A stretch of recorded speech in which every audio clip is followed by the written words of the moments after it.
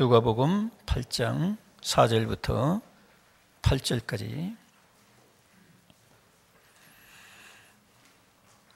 같이 읽겠습니다. 시작.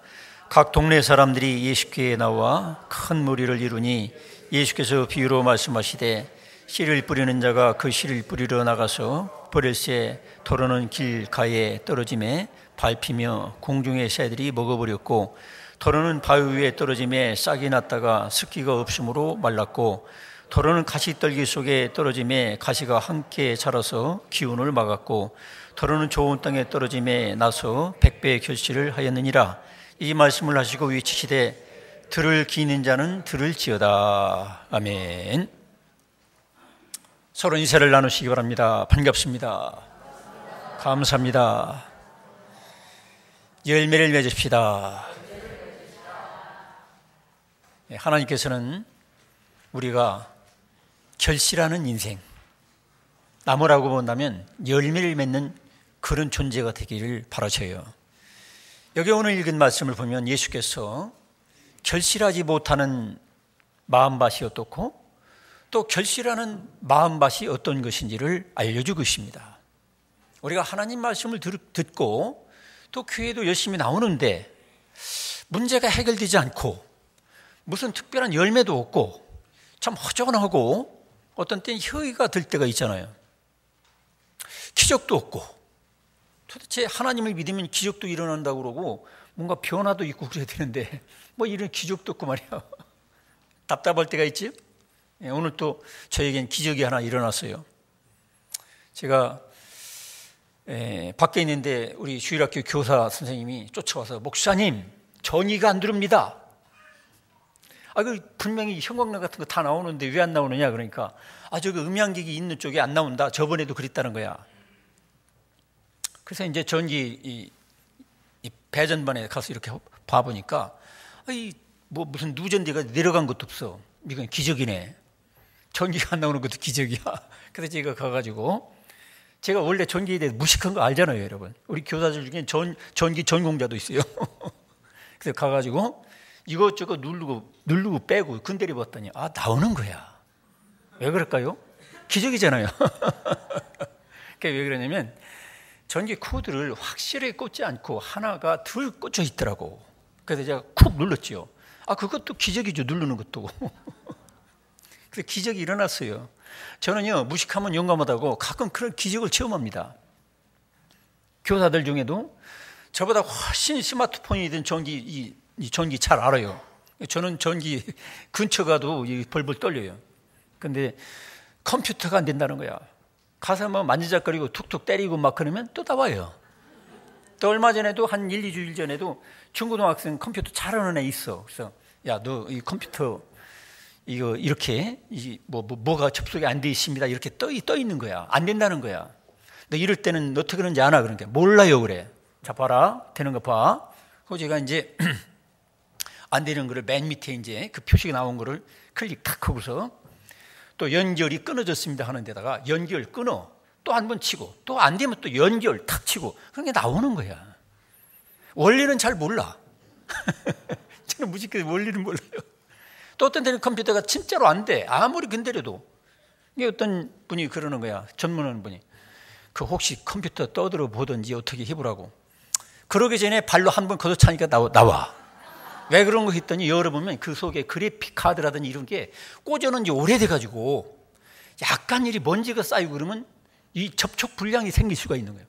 그런 때는 세상 말로 뭐 여자하고 뭐는 말 안 들으면 두드려 패라고. 제가 여자 안 때렸습니다.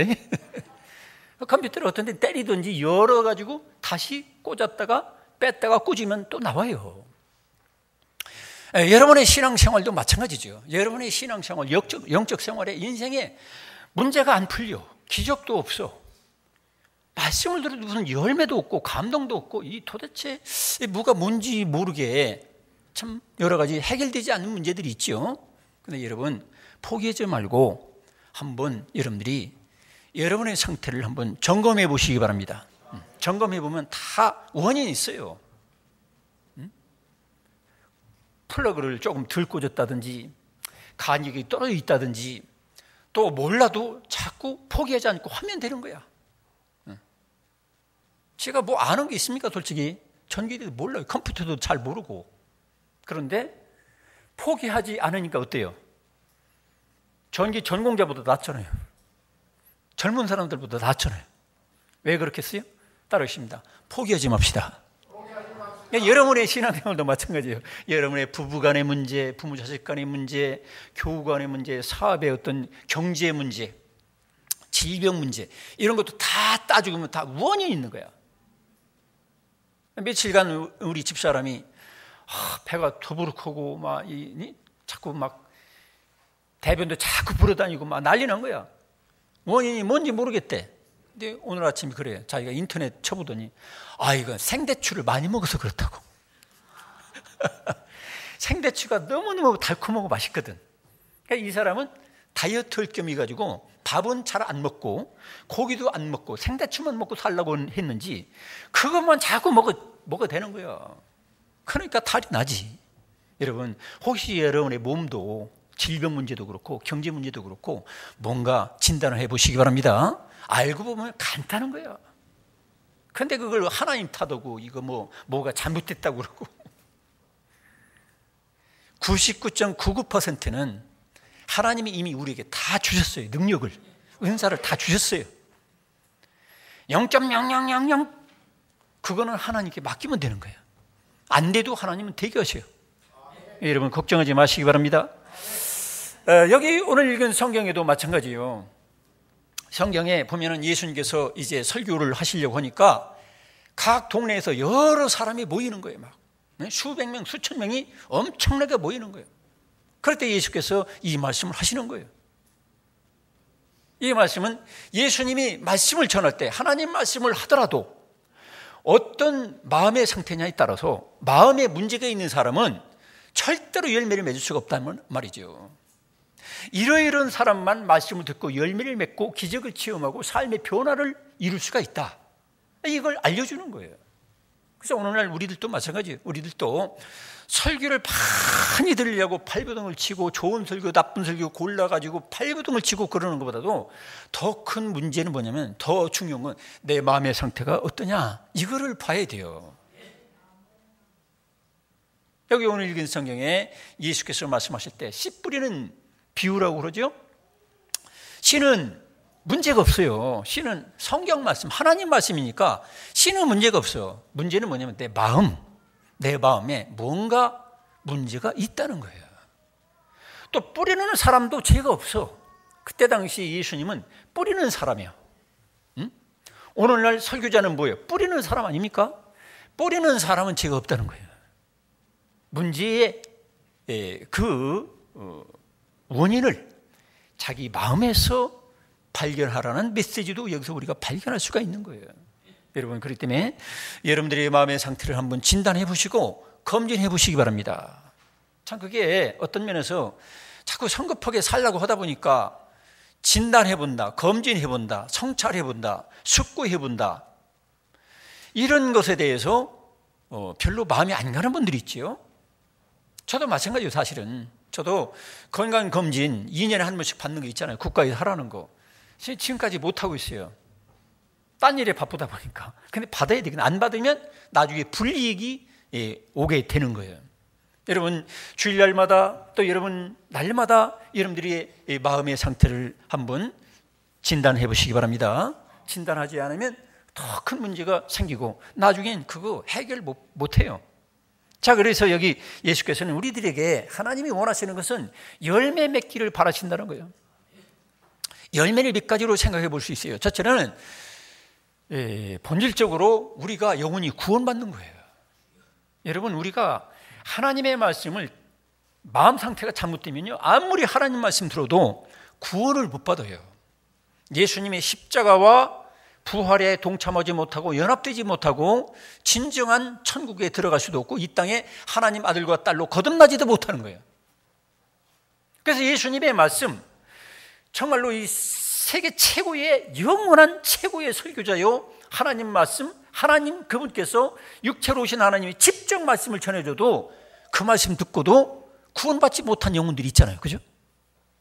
그러니까 오늘날도 마찬가지예요. 오늘날은 뭐 예수님의 천분지일 만분일도 안 되죠. 이런 설교자가 복음을 전할 때, 설교할 때에, 말씀을 전할 때에 여러분들이 마음의 상태를 제대로 진단하지 못하면 백날 설교 들어도 소용없다 이 말이에요.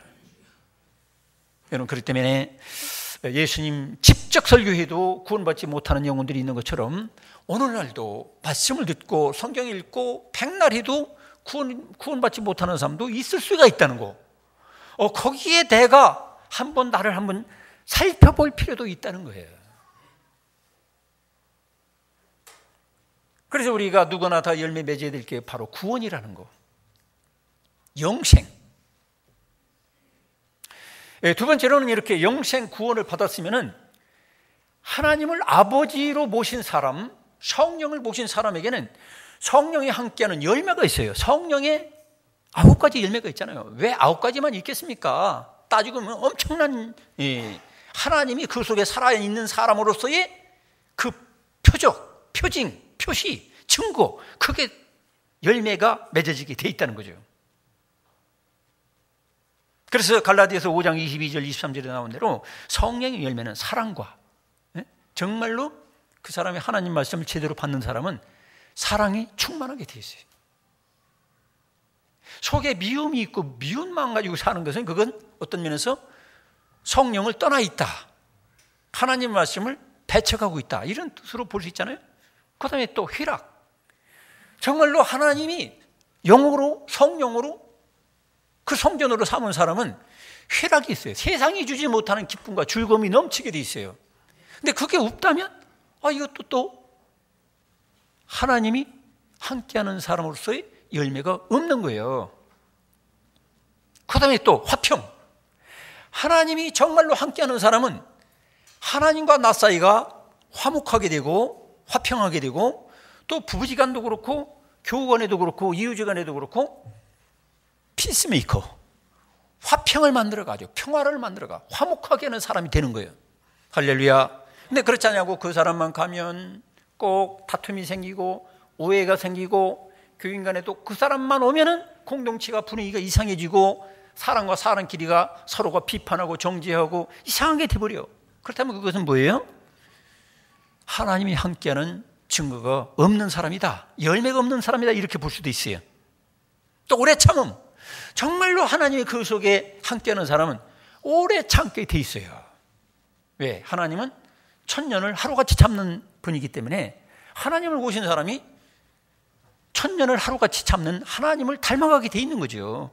근데 참지 못해. 조금만 성질나면 그냥 뒤집어엎고, 조금만 성질나면 부부간에 싸우고 다투고 교인 간에 혈기 부리고, 이건 뭐냐면 저 사람은 하나님의 성령이 주무시고 계신 분이구나. 성령을 아주 무시하고 박대하고 짓밟고 사는 사람이구나. 성령 하나님을 아주 무시하고 내쫓으려고 하는 사람이구나. 이걸 우리가 알 수 있어요. 하나님을 짓밟는 사람, 이렇게도 생각해 볼 필요가 있다는 거예요. 또 자비와, 하나님이 함께하는 사람은 자비라는 열매를 맺게 되는 거예요. 사람들을 긍휼히 여기고 불쌍히 여기고 용서해주고 용납해주고, 그런 열매가 맺어지게 되는 거예요. 그 다음에 양선과, 하나님이 기뻐하는 일을 아주 열심히 하려고 노력해요. 그러니까 하나님께서 기뻐하는 일을 아예 쳐다보지도 않고 일을 하려고도 않는다. 이게 문제가 있죠. 충성, 배신하지 않아. 하나님도 배신하지 않고 사람도 배신하잖아. 간단하게 얘기합니다. 온유. 하나님 앞에 순종하고 사람들 앞에도 순종하고 아주 사람이 부드러워. 길들여지지 않은 짐승처럼 막 팔팔 뛰고 돌아다니지 않아. 언제나 이의가 있고 법도가 있고 질서가 있고 위아래 구분할 줄 알고 어른의 구별할 줄 알고 그래요. 자기 위치를 알아. 그 다음에 철제. 하나님이 함께하는 사람은 철저할 줄 알아. 자기가 브레이크 잡아야 될 때 언제 브레이크 잡아야 되는지 알아. 넘치지 않아. 이런 열매가 맺어지기를 주님은 원하시는 거예요. 그 다음에 또 다른 열매는 뭡니까? 하나님께서 함께 하심으로 말미암아 내가 하나님의 일을 하는 거죠. 아버지의 일을 하는 거예요. 하나님 아버지 일. 봉사도 하고 막 차량 운전도 하고 여러 가지 하나님 기뻐하는 전도도 하고 이런 일도 해요. 그런데 일을 하는 건 중요하지만 그 일을 통해서 사람들로부터, 하나님으로부터 인정받고 칭송을 들어야 돼요. 칭송 듣는다는 거, 칭찬 듣는다는 거, 이게 아주 귀한 거예요. 오늘 우리 장홍 집사님이 예배 전에 찬양 인도를 했는데 아주 잘하셨어요. 아주 이렇게 음악적으로, 저는 음악적으로 너무 모자란데 아주 음악적으로 박자도 잘 맞고 음정도 잘 맞고, 제가 뭐 아는 것처럼 얘기하죠. 얼마나 은혜스럽고 잘합니까? 이 사역을 위해서 태어난 사람처럼 잘하잖아. 박수 좀 해주세요. 자, 어쨌든 간에 이와 같이 하나님께서 기뻐하는 아름다운 열매 맺고 사람들이 막 인정해주고 칭찬해주고, 그래 초대교회 성도들은 어땠어요? 주변 사람들부터 다 칭송을 들었어요. 물론 사탄 편이 돼가지고 교회를 핍박하고 망하게 하려고 작정하는 사람도 물론 있었지만 거의 많은 사람들이 그때 당시에 교회 성도들이 다 같이 칭송을 듣고 칭찬을 들었다는 거죠. 여러분들도 이왕이면 칭송을 드리며 칭찬을 드리며 사시기를 축원합니다. 이런 열매들이 우리에게 있어야 돼요. 그런데 이런 열매를 맺으려면 어떻게 되느냐? 몇 가지 이제 마음밭이 있다는 거죠. 예수님이 알려주신 마음밭은, 첫째로는 길바닥 같은 마음이 있다. 두 번째로는 또 무슨 밭이라 했죠? 흙이 얇은 돌밭 같은 마음이 있어요. 세 번째로는 가시떨기, 가시덤불, 가시떨기 같은 그런 마음이 있고, 그런데 네 번째로는 아주 좋은 땅이 있다 이 말이에요. 여러분들이 이왕이면 네 번째 밭이 되기를 축원합니다. 그런데 이 네 번째 밭, 좋은 밭, 저도 되기를 원하지만 이것은 예를 들어서 이 말씀을 듣고 이 아버지 집사는 길바닥이네, 아무개는 가시떨기고, 이렇게 판단하라는 게 아닙니다. 우리 인간의 마음의 상태는 항상 이 네 가지의 마음 중에 어떤 마음인가를 자기 진단을 해보고 거기서 좋은 밭이 되도록 노력을 하라 이 말이에요. 자기 마음 관리를 잘 하라 이 말이죠. 여러분, 자기 마음 관리하지 못하면 아무 소용없어요. 여러분, 자기 마음 관리하지 못하면 어떻게 돼요? 대통령도 떨어져 자살하고, 자기 마음 관리지 못하면 우리 박근혜 대통령처럼 되는 수도 있고, 자기 옆 사람 관리도 못하고 그러면 재벌들도 자기 마음 관리하지 못하면 끝나는 거예요. 여러분, 무슨 경찰이든 장관이든 교수든 목사든 간에 모든 존재는 자기 마음 관리 못하면 하루아침에 망하는 거예요. 제일 중요한 게 자기 마음 관리하는 거예요. 인간의 마음은 거기서 생명의 근원이 거기 있는 거예요. 마음에 모신 하나님, 하나님의 성령을 따라 예수의 마음을 품고 하나님의 마음을 본받아서 우리가 살아야지, 사탄이 주는 마음을 따라서 살다 보면 하루아침에 완전히 망하고 마는 것입니다. 여러분, 마음 관리를 잘 하시기 바랍니다. 그래서 여기 오늘 읽은 말씀에도 마음 관리를 잘 해야 너희들이 설교를 듣고 말씀을 들어도 열매가 있고 구원도 받고 그러는 것이다, 이런 얘기를 하시는 거예요. 이렇게 얘기하면 어떤 분은 어떤 때는 믿음으로 구원받는다고 해놓고 무슨 소리냐고. 믿음도 하나님이 알려주시는 그 믿음을 받아야죠. 내가 그냥 믿습니다 하면 그게 다 믿음인 줄 알아요. 전혀 안 그래요. 이 세상 사람 안 믿는다는 사람이 어디 있어요? 거의 다 믿지. 심지어는 자기 주먹도 믿고 여러 가지 다 믿는다고 그러잖아요. 이상한 개를 쳐다보고 믿는 사람도 있고, 원숭이를 믿는 사람도 있고. 근데 여러분, 이왕이면 하나님의 말씀, 성경에 알려주신 대로 믿음을 가지시기 바랍니다. 자, 첫째로는 길바닥 같은 마음이 있다는 거예요. 길바닥 같은 마음은 어떤 마음이에요? 길바닥 같은 마음은 교만하고 마음이 완악하다 이 말이죠. 교만하다. 우리가 너무 추상적인 말 같으니까 예수님 당시에 서기관과 바리새인들을 여러분 상상을 해보세요. 그 사람들은 자기들은 거룩하다, 자기들은 의롭다, 하나님 말씀대로 산다, 이렇게 해서 다른 사람을 무시하고 멸시하고 살았던 사람들이에요. 하나님이신 그분이 사람의 몸을 입고 직접 오셔서 알려줘도 자기들은 이미 알고 있다는 거야. 나는 더 이상 나를 가르칠 존재는 없다. 심지어 이런 식으로 교만한 사람들이 있잖아요. 요즘은 솔직히 말해서 대학 안 나온 사람이 어디 있어요? 거의 다 나왔죠. 우리 어릴 때 초등학교 다니듯이 요즘은 다 대학 다니는 거예요. 근데 여러분, 대학 교육을 받았다고 해서 조금 교만하고, 어떤 사람들은 무슨 학위 하나 가지고 있다고 교만하고 그런 사람 있잖아요. 교만할 필요가 없어요. 하나님 앞에는 항상 겸손하시기 바랍니다. 사람 앞에도 마찬가지예요. 사람 앞에도 겸손해야 돼요. 왜냐하면 교만한 자에게는 하나님은 전혀 은혜를 주시지도 않고 주어도 받지도 못해. 예수님 당시에 서기관 바리새인들은 교만하니까 은혜의 말씀을, 진리를 베풀어도 그들은 전혀 받을 마음이 없는 거예요. 오늘날도 마찬가지예요. 오늘날도 내가 다른 사람보다 더 낫다, 더 의롭다, 이런 마음을 여러분 버리시기 바랍니다. 그래서 교회의 인간관계는 나보다 남을 더 나은 사람으로, 더 나보다 수준 높은 사람으로, 항상 무슨 말을 들으면 그래, 나는 이렇게 생각했는데 저 사람은 저렇게 얘기하는구나, 내 생각할 땐 저 사람 틀린 것 같은데, 그렇지만은 성경에는 나보다 남을 더 낫게 여기라 했으니까 저 말도 맞을 거야. 이런 게 겸손 아니겠습니까? 그렇지 않냐고, 내 의견은 100번 옳고 저 사람은 틀렸다 이 말이에요. 자기 경험, 자기의, 자기 어떤 선지식, 고정관념, 무지, 고집, 옹졸함, 이기적인 생각, 이런 것들로 인하여서 우리 나도 모르게 교만해질 수가 있어요. 이 교만한 사람들은 결국 예수님이 그렇게 설교를 해도 받아들이지 않냐고, 오히려 예수님이 틀렸다는 거야. 예수님을 신성모독죄로 걸고 넘어지는 거야. 하나님의 율법을 어겼다는 거예요. 결국 그래서 서기관 바리새인들은 교만한 자로서 결국 예수님을 영접한 것이 아니라, 구원받은 것이 아니라 멸망의 대표적인 사람들이 되었던 거예요.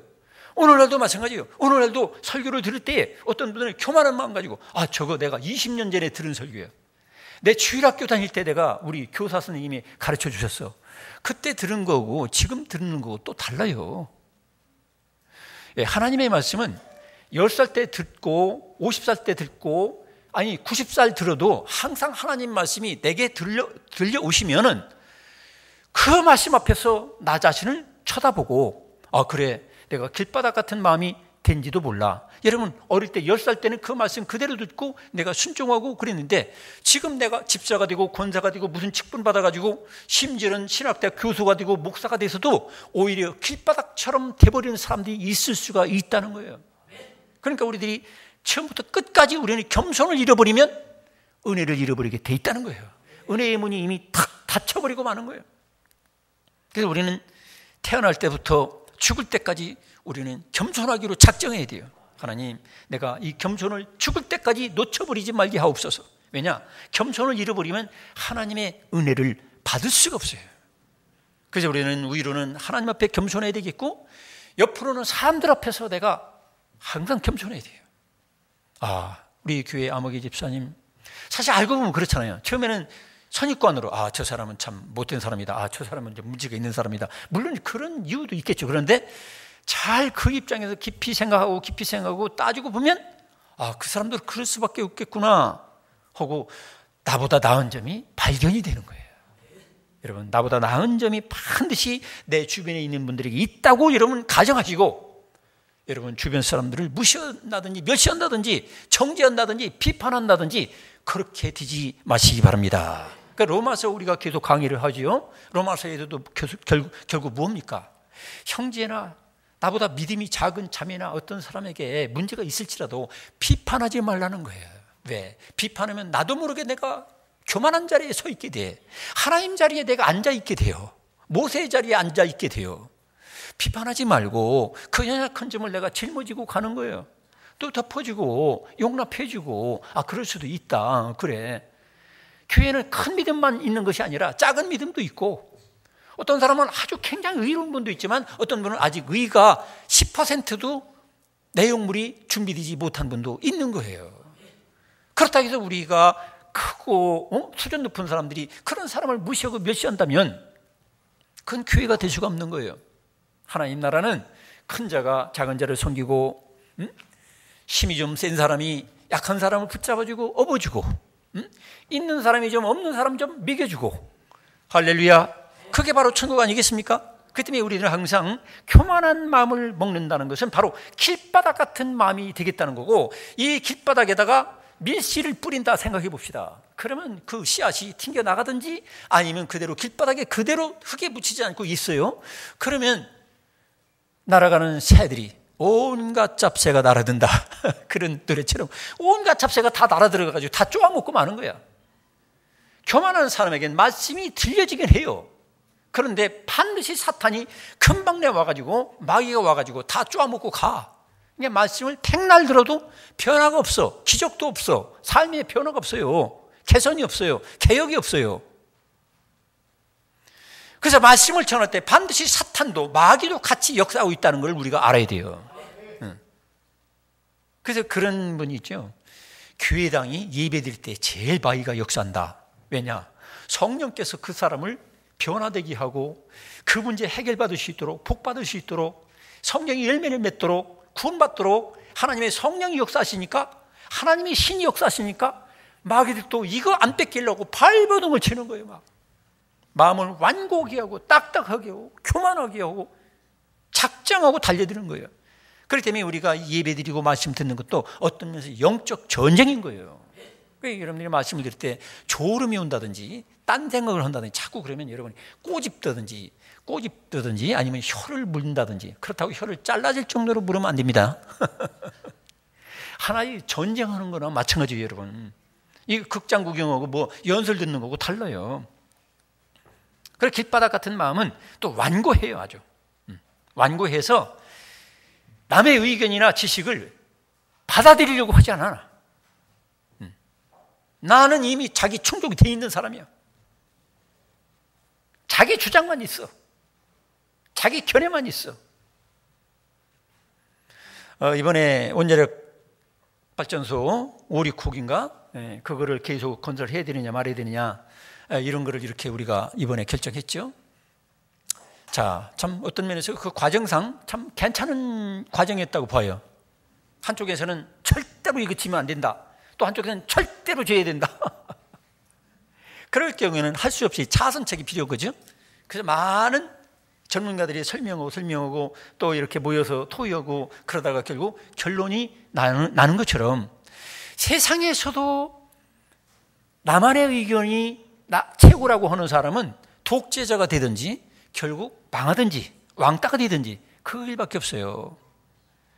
그러나 내 의견도 옳고 내 의견도 옳고, 혹시 우리 내 의견도 잘못될 수 있고 내 의견도 잘못될 수 있다. 우리 민주적 절차를 통해서 뭔가 결정하자.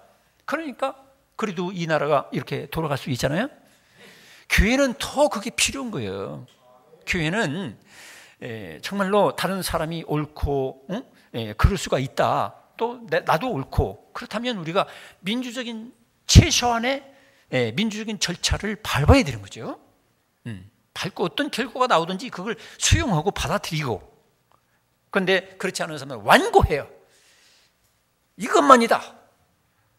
엊그제도 어떤 분하고 어떤 목사님하고 이제 차를 타고 가는데, 손기철 장로님이 이제 치유 집회, 이제 세계적인 분입니다. 여러분 우습게 보지 마세요.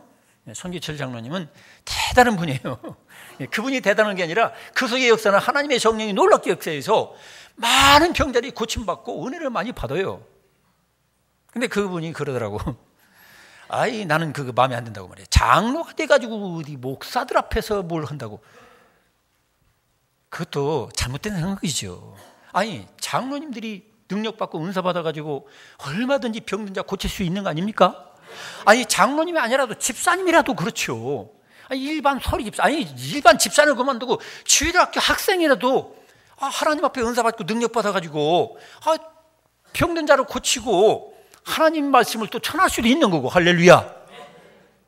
근데 자기는 어떤 신학적으로 문제가 있죠, 이게.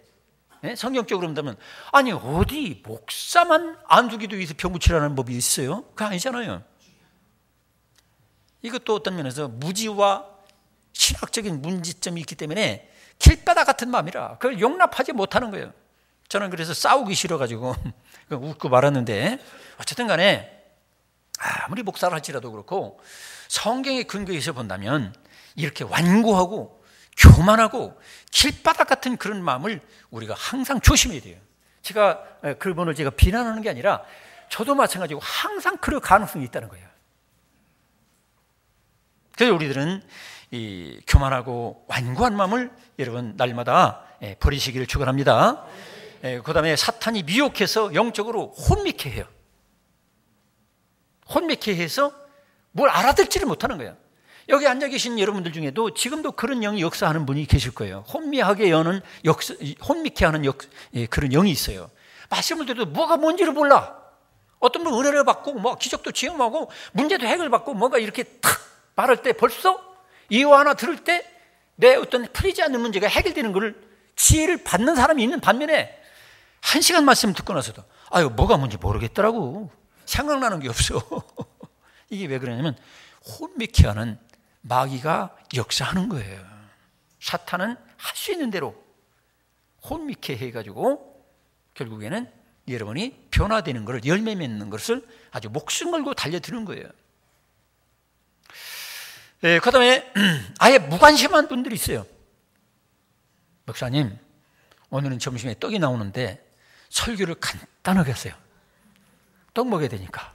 이런 분들은 뭐예요? 농담이지만 관심이 없다는 거예요. 세상에 떡 먹는 거 빨리 마치고 어디 계모임 가야 되고 결혼식 집에 가야 되고 거기에 매여 있는 거지, 오늘 나에게 주시는 하나님의 말씀, 우리 담임 목사님을 통해서 하나님 말씀을 반드시 나에게 주시리라. 아주 귀를 쫑긋 세우듯이 마음을 집중해서 듣는 사람이 있는 반면에 어떤 분은 오늘 예배 마치고 우리 남편 양복 하나 사줘야 되는데 아무개 집사 입은 거는 저 양복은 안 되고, 또 이 말씀 들을 때도 그러는 거예요. 생각.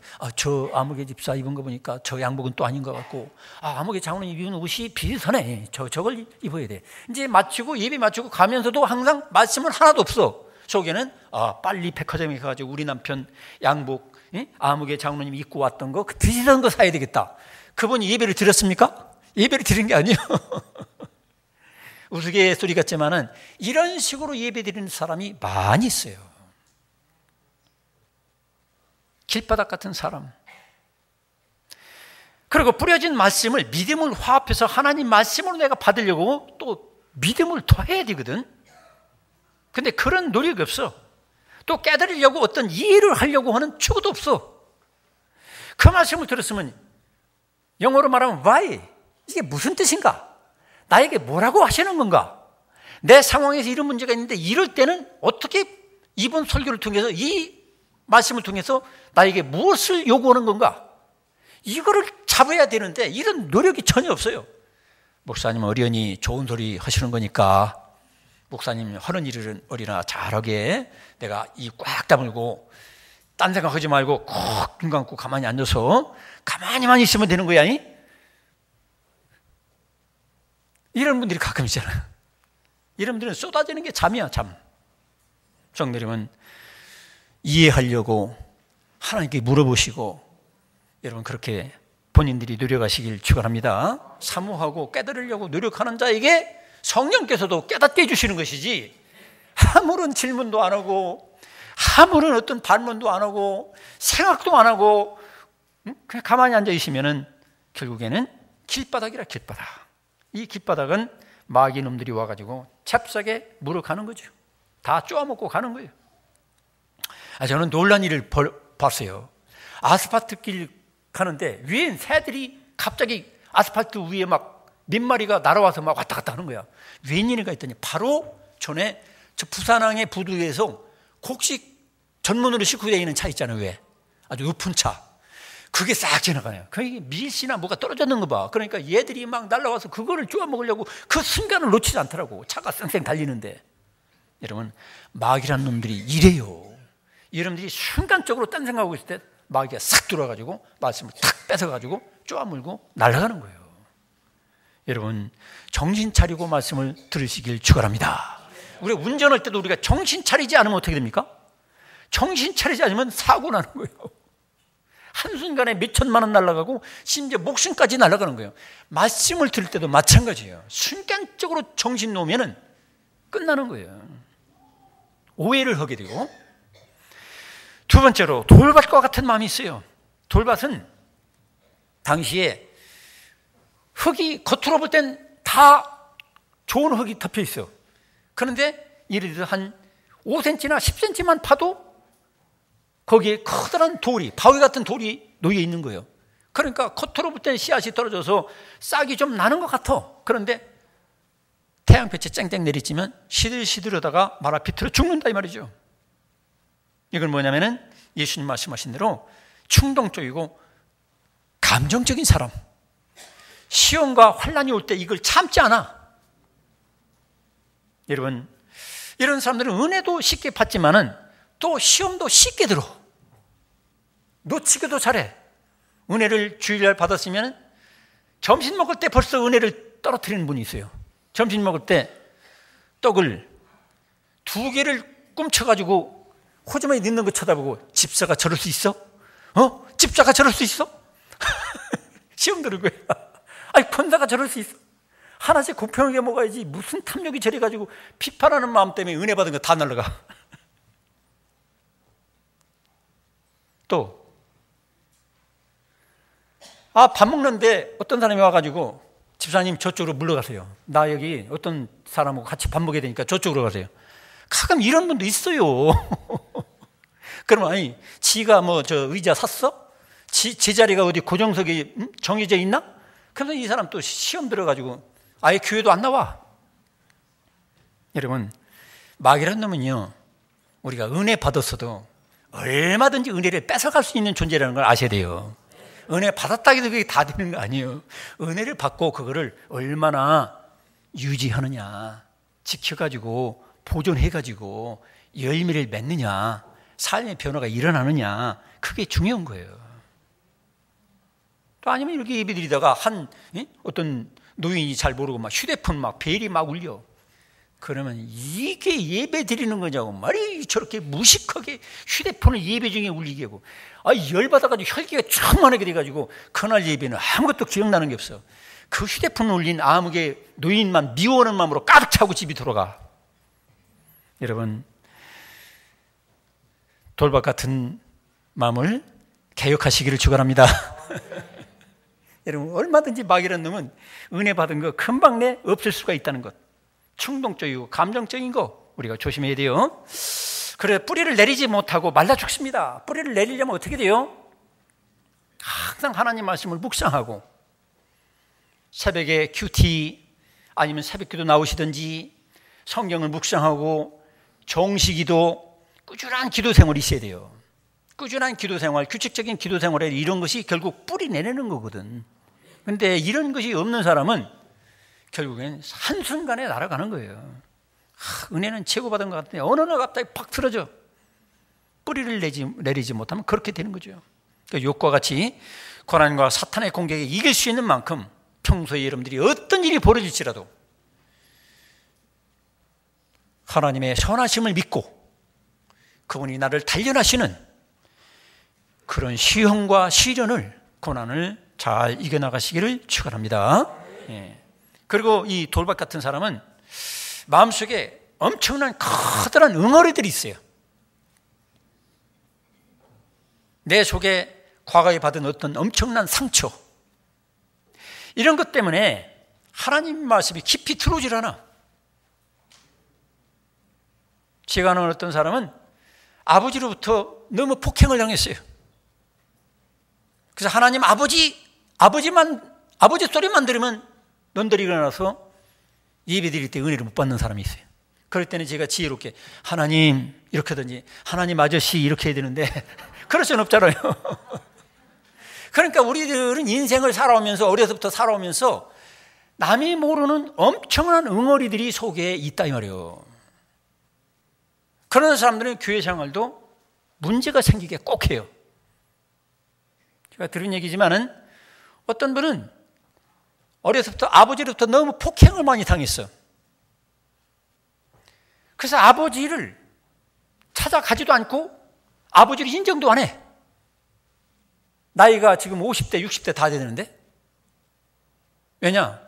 뭐라고 하냐면 지 아버지가 와서 내 앞에 무릎 꿇고 잘못했다고 회개하기 전에는 절대로 아버지를 용납하지 않겠다는 거야.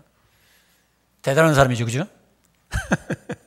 그렇다고 아버지가 와서 무릎 꿇고 빌게 만들어야 되겠습니까? 아니잖아요. 그런 사람일수록 교회에서 예를 들어서 꼭 목사와 문제가 생겨요. 왜냐하면 위에 있는 아버지라든지 위에 있는 사람하고 상처받았기 때문에 항상 목사도 자기는 위라고 생각하거든. 맨날도 시비를 걸어. 응? 목사면 다냐? 이 틀려먹었다. 저게 잘못됐다. 또 교회 장로들을 가만 안 놔둬. 장로라는 게 뭐예요? 모든 성도들이 인정해주고 그분들이 우리의 대표고 얼굴이다 이렇게 세워놨는데 인정 못하는 거야. 이 아무개 장로가 장로야 말이야? 저러면서 자꾸 무시하고 막 걸고 넘어지는 거야. 그게 왜 그래? 그 속에 어려서부터 윗사람들로부터 주변 사람들로부터 받은 상처가 너무 크기 때문에 그 응어리가 커다란 바위돌 같은 것이 아직 해결이 안 돼 있어요. 질서를 거역하는 거야. 교회에서도 꼭 질서를 어지럽혀. 위에 사람을 짓밟아야 기분이 나. 내가 누구보다 낫다 말이야. 자꾸 이런 마음으로 가득해가지고 기회 있을 때마다 험담하고 비평하고 짓밟아버리려고 발버둥 치는 사람도 있잖아요. 그게 왜 그러냐면 속에 엄청난 상처, 이게 해결돼야 되는데 겉으로는 다 해결됐다고 그러는데 해결이 안 되는 분들이 있다 이 말이에요. 해결받으시길 축원합니다. 이걸 빨리 진단을 해야 돼요. 그런 사람일수록 우월의식을 갖든지 열등의식을 갖든지 두 가지 중에 한 가지가 항상 돌아다녀. 어떤 때는 내가 최고다. 내가 붕붕 뜨고 막 누가 막 칭찬해주고 박수 쳐주면 내가 최고다. 그러다가 또 어떤 때는 또 내가 푹 꼬꾸라져가지고 열등의식을 가지고 조울증 환자처럼 위로 갔다 내려갔다 막 어떤 때는 최고인 것 같고 어떤 때는 가장 밑바닥에 처박아가지고 내가 살해야 되나 말해야 되나 자살해버려야 되나 이런 식으로 되는 사람들이 있어요. 그게 왜 그러냐면 엄청난 자라면서 해결받지 못한 그 응어리들, 상처들을 주님의 은혜로 해결받아야 되는데 이게 해결받지 못하니까 그렇게 되는 거예요. 참 안타까운 일이죠. 본인은 노력은 해요. 열정도 있어요. 모든 일에 충성돼. 그런데 그런 문제가 터지면 그게 다 제로로 돌아가는 거예요. 제로로. 마이너스가 되는 거예요. 내 계좌에 플러스가 돼야 되는데 제로가 돼버리고 마는 거예요. 마이너스가 되고 마는 거예요. 이런 사람은 어떻게 되겠어요? 이 거대한 돌을 주님의 그 사랑과 은혜는 그 돌보다 더 엄청나게 크다는 거. 그 엄청난 큰 사랑으로 녹여버려야 돼. 할렐루야. 녹여버리시길 축원합니다. 하나님의 은혜와 사랑은 그 엄청난 상처보다도 몇천, 몇만 배, 몇억 배 더 크기 때문에 이거 아무것도 아닌 거야. 요셉을 보세요. 자기를 돈 받고 팔아먹고 죽이려고 했었던 사람들 하나님 앞에서 살아가니까 하나님의 성령의 능력으로 다 치유가 돼가지고 형들을 그냥 끌어안아. 오히려 더 사랑해. 책임져. 그런 역사가 일어나길 축원합니다. 그게 기적이죠. 그런 기적이 있어야 돼요. 근데 가만히 있는데 하늘로 막 치솟고 그런 기적은 없어도 돼요. 물리적인 기적이 중요한 게 아니에요. 내 심령에 원수 같은 사람들, 나를 상처 줬던 사람들, 혹시 내 아버지든 내 어머니든 내 친구든 교우든 어떤 사람이든지 하나님이 엄청난 사랑의 용광로 속에 다 녹여가지고 오직 그리스도 예수의 형상대로 하나님의 형상대로 사랑하시는 사람이 되는 거예요. 그렇게 되길 축원합니다. 아니면 또 다른 비유로 말한다면 포크린, 굴삭기로 큰 굴삭기. 거기는 저 같은 거는 그냥 굴삭기 뜨면은 저 같은 거는 뭐 11명 들어가도 되겠더라고. 그 엄청난 그 굴삭기를 제가 본 적이 있어요. 그런 거로 바위라도 팍 떠가지고 내버리든지 폭약장전 해가지고 그냥 꽝 터뜨리면 다 날아가는 거야. 성령 충만, 성령의 폭발이 일어나길 축원합니다. 해결되는 거예요. 하나님은 능하신 분이기 때문에 얼마든지 할 수가 있는 거예요. 그 다음에 가시떨기 속과 같은 마음이 있어요. 가시떨기 같은 사람은 어떠냐면 마음이 이중적이죠. 주님도 사랑하고 세상도 사랑하고 이렇게 하다 보니까 하나님께서는 이런 분열된 마음을 원하지 않아요.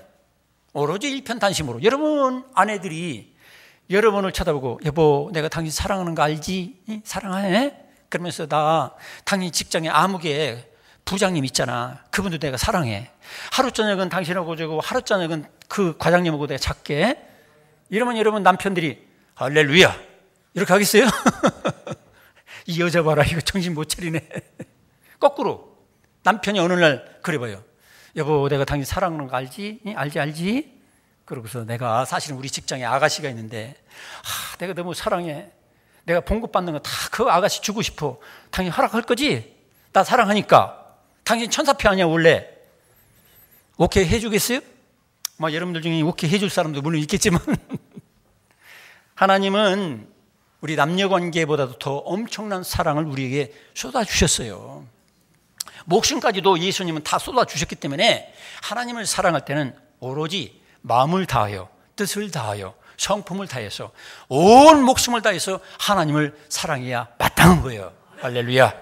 이런 사랑을 주님 앞에 드려야 되는데 교회 나가서 예배 드리는 것도 좋지만 내가 등산 가는 게 또 자꾸 유혹이 돼가지고 한 분은 등산 가고 한 분은 예배 드리고 또 말씀을 이렇게 듣는 것도 좋지만 내가 게임하는 재미 때문에 거기 또 빠지고 또 가끔 또 바람 피는 재미, 가늠하는 재미가 또 이게 보통이 아니거든. 또 거기로 또 빠지고 또 돈 버는 재미 또 거기에 또 빠지고 또 영화 구경하는 재미에 너무 빠져가지고 새벽 기도든 뭐든 다 때려쳐. 그냥 맨날도 그냥 영화 구경 다닌다, 개모임 간다, 낚시지로 간다, 누구하고 동창회 한다, 이런 복잡한 사람 있잖아요. 왜 바빠. 하나님께 정말로 깊이 30분이고 1시간이고 기도할 틈이 없어. 주일날 구별되게 예배 드릴 마음도 없어. 예배만 마치면 그냥 무조건 돌아가서 그냥 텔레비전을 보든지 낮잠을 즐기는 재미를 얻든지 무슨 목욕탕을 가든지 다른 재미 때문에 항상 마음이 바쁜 분들은 마치 이렇게 가시떨기 쏙과 같아요. 가시덤풀. 그래서 씨앗을 뿌렸는데 이미 그 자리를 다른 잡초들이 꽉 채워 있기 때문에 씨앗이 뿌려졌는데 싹이 나긴 나. 조금 자라는 것 같은데 열매를 못 맺어. 다른 것들이 다 기운을 뺏어가기 때문에 예배 시간에 교회 나와가지고서 세상에서 돈벌이 나라고 거기다 온 정성을 다 쏟고 애들 교육한다고 다 쏟고 남편 기쁘게 해준다고 다 쏟고 교회 나와서는 완전 실신 상태, 일보 직전. 이런 분들이 가끔 있잖아요. 그 교회 나와서는 그냥 포로로 해가지고 기운이 쏙 빠져있는 분들이 있잖아요. 여러분 그건 뭐냐면 쓰레기만 주님께 드리겠습니다 이런 얘기예요. 여러분 맹송맹송한 확실한 정신과 정성을 다한 집중한 뜨거운 마음을 가지고 정열을 주님께 드리시기를 축원합니다. 자꾸 세상에 다 뺏겨. 염려 근심 걱정하다로 다 뺏겨. 염려 근심 걱정 한참 자식 걱정 염려 걱정 별 걱정 다 하다 보니까 완전히 말씀을 들을 생각은 없어. 이번에 갯돈은 어떻게 붙지? 내가 돈 몇백만 원 껐는데 저 아무개 집사가 나한테 또 달라고 하면 어떡하지? 맨날 그 근심 걱정하다가 예배 시간에도 근심 걱정하다가 집에 돌아가. 이런 분들에게는 기적이 일어나지 않아요. 복을 받을 수가 없어요. 여러분 무엇이 중요한지 선택을 하시기 바랍니다. 그 나라와 그 일을 먼저 구하면 주님께서 재물도 주시고 다른 것도 다 주시는데 자꾸 세상에 헛된 것에 근심 걱정하고 거기에 내 중요한 생명의 능력이 다 뺏겨버리니까 결국에는 이것도 안 되고 저것도 안 되는 거예요. 선택하시기 바랍니다. 집중해야 됩니다. 목표가 있어야 돼요. 예수님 그분이 목표가 되어야 될 줄로 믿습니다. 예수님 그분이 목표가 되어야 돼요. 예수님 목표가 아니야. 어떤 사람들은 교회 나오면서도 또 일락 헛된 즐거움을 추구하는 거예요. 솔로몬 왕이 어떻게 했어요? 솔로몬 왕은요 여자를 너무너무 좋아해가지고 1000명을 자기 아내로 거느렸어요. 그래서 나중에 뭐라 했어요? 헛되고 헛되도다.